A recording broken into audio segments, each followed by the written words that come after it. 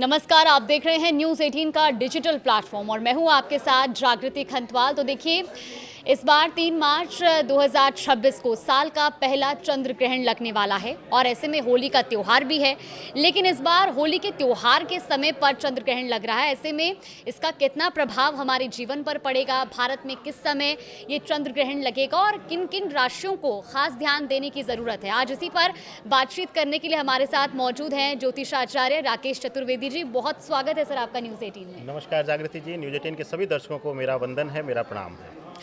राकेश चतुर्वेदी जी, इस बार होली के त्यौहार पर चंद्र ग्रहण लग रहा है और ऐसे में सबसे पहले तो आज यही जानना चाहेंगे कि कब चंद्र ग्रहण शुरू होगा और भारत में किस वक्त इसका प्रभाव सबसे ज़्यादा रहेगा। देखिए, चंद्रग्रहण जो है इस बार 3 मार्च 2026 को यह घटना, खगोलीय घटना घटित होगी। 3 मार्च को भारतीय समय अनुसार जो है यह लगभग 3:20 से जो है ग्रहण का प्रभाव यानी ग्रहण स्पर्श काल जो है शुरू हो जाएगा और लगभग जो है पूर्वोत्तर या फिर पश्चिमी राज्यों को जो है थोड़ा सा समय का अंतर आएगा, लेकिन लगभग 6:47 6:50 तक यह ग्रहण समाप्त हो जाएगा। भारतवर्ष के हर क्षेत्र में जो है इसका जो है प्रभाव जो है समाप्त हो जाएगा। लेकिन यह ग्रहण जो जिस समय लग रहा है वह कालखंड बहुत जो है महत्वपूर्ण स्थान रखता है जागृति जी। और एक चीज़ और मैं आपको कहना चाहूँगा, होली हो या दीपावली हो या कोई भी बड़ा ऐसा त्यौहार, क्योंकि ये जो होली की रात्रियां हैं, दीपावली की रात्रियां हैं, यह महारात्रियों में इसकी गणना होती है और हमारे जीवन पर इसका एक एक क्षण जो है प्रभाव पड़ता है। ऐसी अवस्था में होली की तिथि पर, होली की संध्या पर यह ग्रहण लगना, चंद्रमा मन का कारक है, चंद्रमा जल का कारक है, चंद्रमा चलित लक्ष्मी का कारक है, तो ऐसी अवस्था में यह ग्रहण बहुत शुभ संकेत नहीं दे रहा है जागृति जी। बिल्कुल राकेश जी, लेकिन सबसे ज़्यादा सवाल जो रहता है सभी जो जातक हैं राशियों के, उनके जहन में एक बड़ा सवाल रहता है कि भाई अगर ग्रहण लगने वाला है, फिर चाहे वो चंद्र ग्रहण हो या सूर्य ग्रहण हो, राशियों पर इसका क्या प्रभाव रहेगा। चंद्र ग्रहण का इस बार किन राशियों पर नेगेटिव इम्पैक्ट रहेगा और किन पर पॉजिटिव। देखिए, इसको अगर राशियों के अनुसार देखा जाए तो मैं उस उदय लग्न के यानी कि जब यह चंद्रग्रहण लग रहा है उस समय के कालखंड के हिसाब से जागृति जी देखें तो उस समय कर्क लग्न की कुंडली रहेगी, यानी कर्क लग्न में तो प्रवेश रहेगा और जो है चंद्रमा जो है सिंह राशि में रहेगा, यानी कर्क लग्न और सिंह राशि में यह जो है घटना घटित हो रही है। और एक विशेष चीज़ देखिएगा कि उस समय जो है अष्टम भाव में यानी कि लग्न से 8वें भाव में यानी कुंभ राशि में राहु मंगल बुध यह जो है युति बना करके सूर्य के साथ विराजमान रहेंगे, यानी सूर्य राहु का ग्रहण योग, राहु बुध का जो है यहाँ पर दोष, राहु मंगल का जो है अंगारक युति, यह सभी युतियाँ जो हैं 8वें घर में आकस्मिक घटनाओं में। अब इसको अगर गणना किया जाए तो जिस समय यह ग्रहण लग रहा है वहाँ से अगर देखा जाए तो मेष राशि के लिए यह जो है विशेष रूप से चतुर्थ लग्न है और पंचम राशि आएगी जहाँ घटना घटित हो रही है। राशि देखेंगे तो पंचम राशि में चंद्रमा विराजमान रहेगा, वहाँ घटित हो रहा है। तो ऐसी अवस्था में मेष राशि वालों के लिए थोड़ा सा स्वतः तनाव देंगे, माता के स्वास्थ्य से पीड़ा दे सकते हैं। इसी के साथ अगर देखा जाए तो यह सबसे ज़्यादा जो तनावग्रस्त है वह कर्क राशि वालों के लिए रहने वाला है। कर्क राशि वालों के लिए प्रबल मानसिक पीड़ा का कारक बनेगा यह चंद्रग्रहण जो है, और खुद से आप जो है अपने आप से अपने होप और अपने आत्मबल को खोते हुए देखेंगे। इसी प्रकार से अगर देखा जाए धनु राशि के लिए यह ग्रहण बहुत अच्छा नहीं है और साथ ही साथ जो है कुंभ राशि वालों के लिए भी यह ग्रहण जो है चोट लगना, दुर्घटना होना, ब्लड लॉस होना या छोटी मोटी आने वाले 45 दिनों में सर्जरी इत्यादि को भी संकेत देता है जागृति जी। बिल्कुल, तो यानी कि कुल मिलाकर के कुछ राशियों को चंद्र ग्रहण के दौरान खास ध्यान रखने की भी ज़रूरत है। बिल्कुल। राकेश जी, क्योंकि होली का त्यौहार के आसपास से पड़ रहा है, तो क्या होली के त्यौहार पे भी इसका प्रभाव पड़ेगा। देखिए, जब ग्रहण लगता है यह खगोलीय घटना है, यह हमारे जो है ब्रह्मांड में हमारे सौरमंडल में होने वाली ये घटनाएं हैं। और जब सूर्य या चंद्र पीड़ित होता है या ग्रहण लगता, पीड़ित होना क्या है, चंद्रमा का जो ताप है, चंद्रमा की जो ऊष्मा है, चंद्रमा की जो ऊर्जा है वह सूर्य से वह प्राप्त करता है और जब वह ऊर्जा सीधा स्पर्श नहीं करती है, बात इसको सीधा समझिए जागृति जी, साधारण शब्दों में अगर इसको समझाया जाए कि कोई बात हम और आप आप कर रहे हैं या कोई बात किसी तीसरे पर्सन के माध्यम से हम तक पहुंच रही है, दोनों में बहुत अंतर आता है। इसी प्रकार जब वह ऊर्जा जब इम्बैलेंस होती है, वह ऊर्जा जो है डिस्टर्ब होती है, तो साक्षात हमें भी यह धरा पर सिर्फ राशि या जातक नहीं, यहाँ सिर्फ मनुष्य नहीं डिस्टर्ब होगा, यहाँ पशु पक्षी डिस्टर्ब होंगे, यहाँ वृक्ष और पौधे डिस्टर्ब होंगे, प्रकृति की जितनी भी जीव आत्माएं हैं, जितने भी चीज़ों में जीव हैं, जितनी भी चीज़ों में जागृति हैं, वह सभी चीज़ें जो हैं डिस्टर्ब होती। तो ऐसी अवस्था में यह जो घटना है होली पर, यह 100% जो है वह परेशान करेगी। एक चीज़ और आपको अब बोलता हूं, क्योंकि आपने यह प्रश्न बहुत अच्छा पूछा है। आप सब जानते हैं, आप लोग भी चैनलों के माध्यम से निवेदन करते हैं, मैं तो सावन में आप ही के मंच पर खुल करके बोला हूं कि जब नशा पान तब करिए जब कंठ पर रोकने की ताकत हो, आप शिव बनने के काबिल हो तभी करिए। और इस बार जो है मंगल राहु अष्टम में, सूर्य राहु बुध वहां पर बैठे रहेंगे।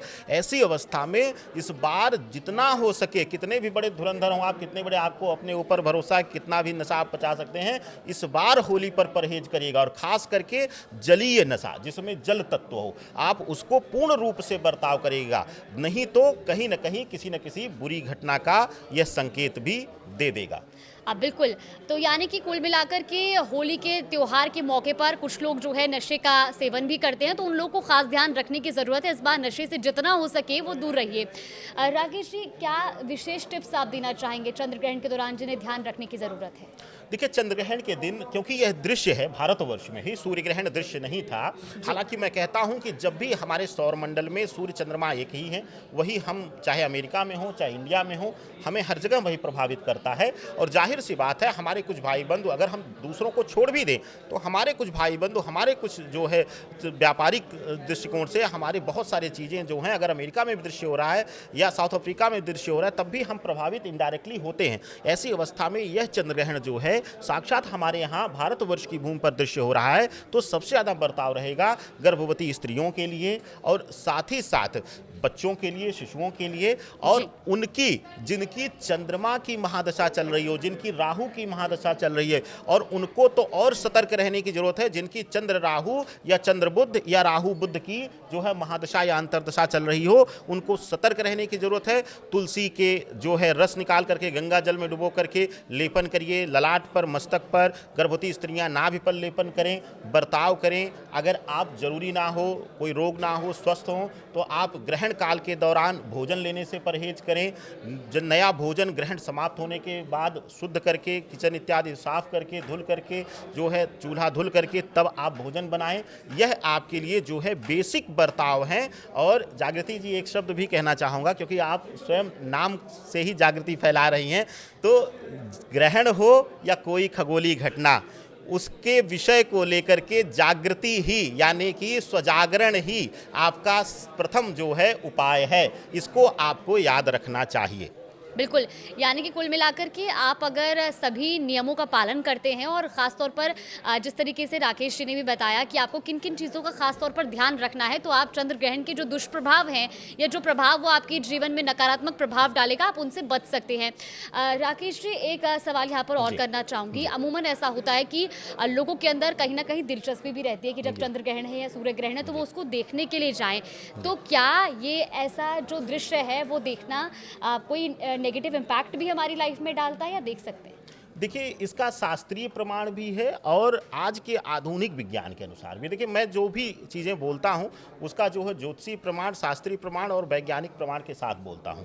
पहली चीज़, हमने जिस कालखंड में इसको बर्ताव माना, उस समय ऐसे प्रोटेक्टिव लेंसेस नहीं थे, ऐसी प्रोटेक्टिव चीज़ें नहीं थी, तो सूर्य ग्रहण को सीधा देखने के लिए मना किया गया। हालांकि चंद्र ग्रहण को भी कुछ लोग कहते हैं, लेकिन चंद्र ग्रहण उतना हानिकारक नहीं है देखना, लेकिन फिर भी क्योंकि कुछ ऐसी विकिरणें होती हैं जो हमें हार्म कर सकती हैं, हमें नकारात्मक प्रभाव दे सकती हैं, तो ऐसी अवस्था में सीधा जो है प्रयास करना चाहिए। शास्त्र यही कहता है कि ग्रहण को जो है सीधा नहीं देखना चाहिए। इसका आध्यात्मिक, ज्योतिषीय और वैज्ञानिक तीनों पहलू अलग अलग हैं। भाई, ग्रहण आध्यात्मिक पहलू है, आध्यात्मिक पहलू कहता है कि दोष लगता है सीधा देखने से, स्पर्श करने से। ज्योतिषीय पहलू है कि ऐसी किसी भी घटना को जो है प्रयास करना चाहिए कि अगर शुभतापूर्ण है तो उसको शुभकारी दृष्टि से सीधा देखा जाना चाहिए, अगर कुछ नकारात्मक है तो उसको जरूर ज़रूरी नहीं है देखना, या उसको बहुत ज़्यादा स्पर्श करने की जरूरत नहीं, यानी कि अग्नि को छू करके देखने की जरूरत नहीं कि उसको ताप है उसके अंदर, उससे तो आप जलेंगे ही जलेंगे। लेकिन इसका जो वैज्ञानिक प्रमाण था सूर्य ग्रहण को लेकर के कि जो है उसकी जो